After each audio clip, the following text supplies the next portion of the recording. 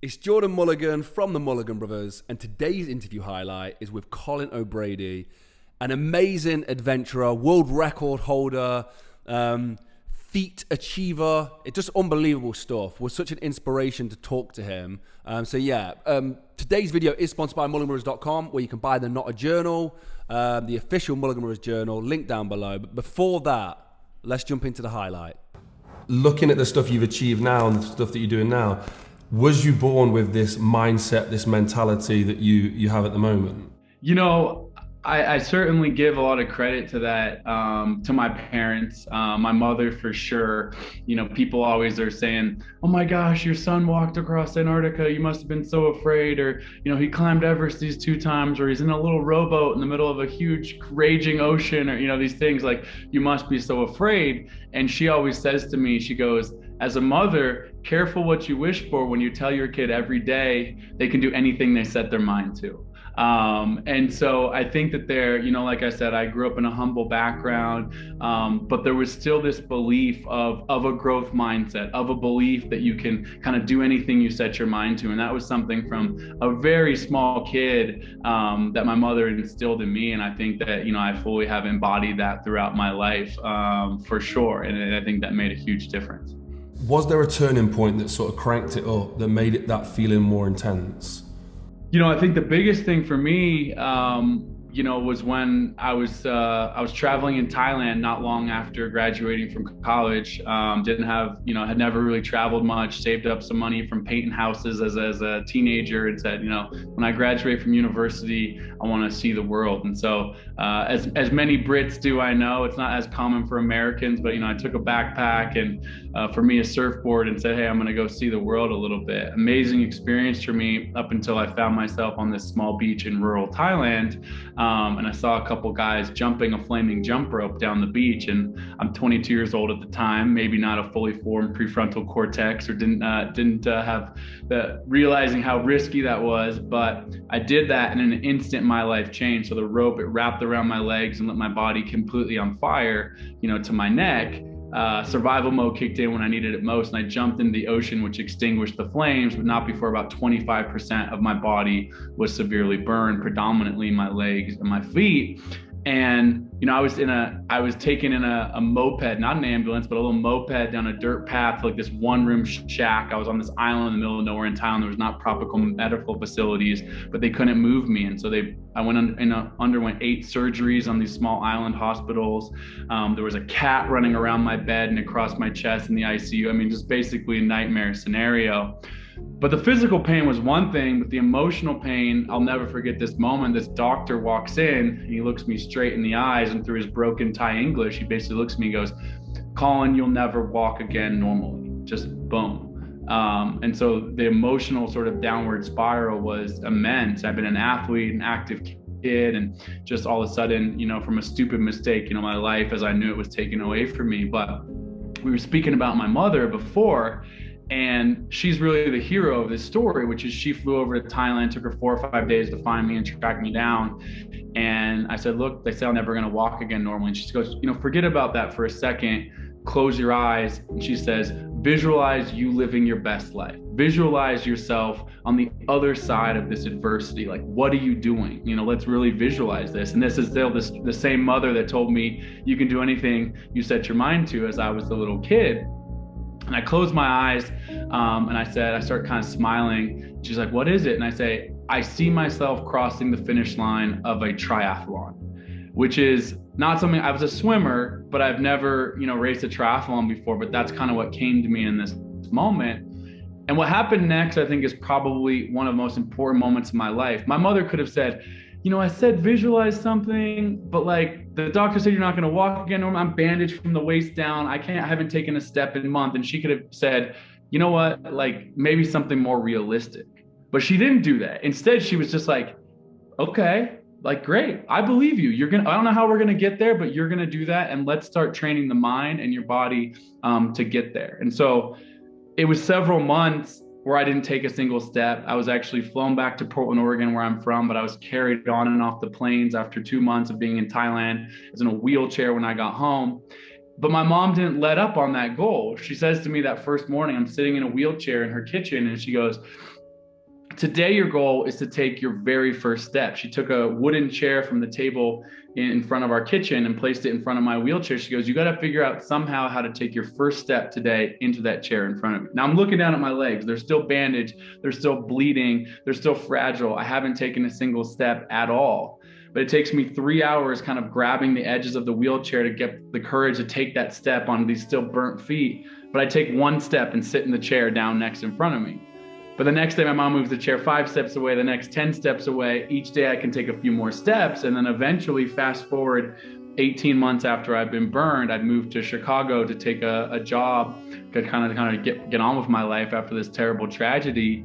And I did sign up for the Chicago Triathlon to kind of honor this goal. And through that year and a half, I had learned how to walk again and slowly run and jog. And so I sign up for the Chicago Triathlon. I jump into the lake, I swim a mile in the lake, I get on my bike, I ride 25 miles as fast as I can, I put on my running shoes, and I run 6.2 miles, 10K, crossing the finish line. And I was so excited that I had, gone from this wheelchair, being told I would never walk again, to finishing this race. But what was completely surprising to me is that I hadn't just finished the race, but I actually won the entire Chicago Triathlon, placing first out of nearly 5,000 other participants on the day. Forgive it's somewhat of a long answer, but in conclusion, my mind didn't go in that moment like, oh, I must be an amazing athlete. My first triathlon, I beat 5,000 other people. That's not, my mind didn't go there at all. My mind went back to that Thai hospital room and wondered what would have happened had my mom not forced me to look towards the future and set this measurable goal. And in that moment, I realized that all of us, not just me, you, every single person on this planet, we have reservoirs of untapped potential inside of us to achieve extraordinary things, particularly when we can shift our mindsets towards the positive in these dark moments. Life is hard. Hopefully you don't get burned in a fire, but you will face adversity. You will face setbacks. I don't care how rich or poor or young or old, whatever you are, like that's part of life. But what I realize is we have an opportunity to decide how we react in those moments. And the mother that told me throughout my whole life, you can do anything you set your mind to, she stuck to that positivity and those ethos, even in the scariest, darkest moments of both of our lives in rural Thailand, wrapped in bandages and gauze. She still was like, this isn't the forever situation. What do you want to visualize? What do you want to be? And so I love to tell people that's just my experience, but I think it in some regard applies to every single person, which is, again, we can unlock that potential. We can unlock that reservoir of vast potential inside of all of us. And really the choice is up to us and how we switch our mindset. And so my mother, although she was incepting me bit by bit as a child, really in this deep, dark moment taught me one of life's greatest lessons in the face of extreme adversity. I mean, it's so powerful because when you're taking it from being in Thailand to finishing a triathlon, there is so much in between that's happening. How do people apply that groundbreaking lesson to their own lives? Like, how would somebody take that and apply that to a similar goal that they have, or whatever goal it is?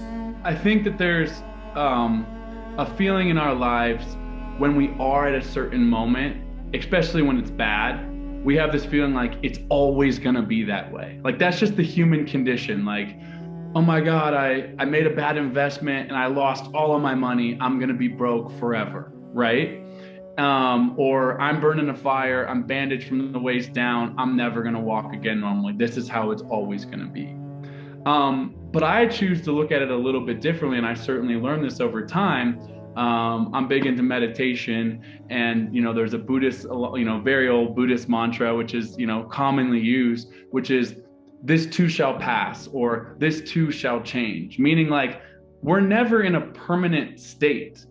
And once you can realize that, you can open up the vastness of possibility. Just like, yeah, in this moment, like this sucks, or like I said, I lost all my money, or the person I love broke up with me and my heart is broken, or whatever that is. But also leaning into like, this is not a permanent state. So I can build back, I can grow, I can evolve, I can learn from this moment. And I mean, it's somewhat cliche, but sometimes it's worthwhile to say cliche. Like my mom, she put that chair in front of me, that wooden chair. It's like, Okay, you want to race a triathlon? That might take you 18 months or 2 years to get there. But the first thing is to take your first step, to actually change your circumstance in the smallest, most incremental way. And I think we're all capable of doing that. Particularly, you mentioned goals. I find for myself that having that big goal out there, being like, okay, I can't walk, I want to race a triathlon, that's important because that's your guiding North Star. But you zoom back from that for a second and you go, that seems so far. How do I even bridge the distance between, like you said, there's so much that happened between there. And so it's about the incremental goals are actually the most valuable. It's the next step to the chair, and then the 10 steps the following day, and then the finally getting out of my parents' basement and moving to Chicago. It's that how can you make yourself feel fulfilled and incrementally improving your situation? Because those 1% gains is ultimately what adds up to the vastness. I talk about this in the context, I've climbed Mount Everest twice, and standing at the bottom of Mount Everest and you look up at the tallest mountain in the world and you think to yourself, like, man, like that's so far, how am I ever going to get there? I don't have them with me right now, but they're in the other room. I have these two small rocks from both times I've summited Mount Everest. I've taken them from the summit and I carry them, I keep them close to me. For the reason is that it's a reminder that even Mount Everest, the largest mountain in the world, can be broken down to its smallest incremental parts. Mount Everest is actually just a bunch of small rocks stacked on top of each other, you know, many steps leading to the summit. And I think we can apply that in our own lives. These big goals, they seem so big. They seem Mount Everest size. How could I ever get from the first day I opened my business to having, you know, $100 million business? Well, here's what it is. You stack the small rocks day by day by day by day. And before you know it, you have a Mount Everest size. You've achieved the summit of a Mount Everest size goal.